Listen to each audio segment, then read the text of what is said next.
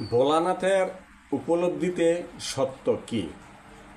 ভোলানাথ হচ্ছেন দেবাদিদেব মহাদেব। ওনার কিছু কথা আমরা শুনি। দেবী পার্বতী প্রশ্ন করলে ভোলানাথ বলেন, শুধুমাত্র হরির ভজন সত্য, বাকি সমস্ত জগৎ মায়ায় গেরায় স্বপ্ন। মৃত্যুর পর লোকে বলবে, বল হরি হরি বল। জীবিত অবস্থায় এমনই এক সত্য উপলব্ধি হলে ভালো, না হলে মৃত্যুর পর সবাই কানের কাছেও বলবে, তা শোনার মাত্র ইন্দ্রিয়ের উপস্থিতি থাকবে না। আমার মৃত্যুর পর আমার কানের কাছে যখন বলবে হরে কৃষ্ণ কৃষ্ণ কৃষ্ণ হরে হরে, হরে রাম রাম রাম হরে হরে।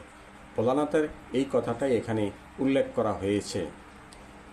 আমি জীবিত অবস্থায় নাম নিলাম না, কিন্তু মরে গেলাম, তখন আমার কানের কাছে 16 নাম 32 অক্ষর বলা হলো। তখন আমার ইন্দ্রিয়ের উপস্থিতি আর থাকলো না। তাই সত্য কেবল ভগবানের নাম। সময় থাকতে বৃথা ভোগে মোহে নষ্ট নয়, এই উপলব্ধি নিজের জীবনে আমরা নিয়ে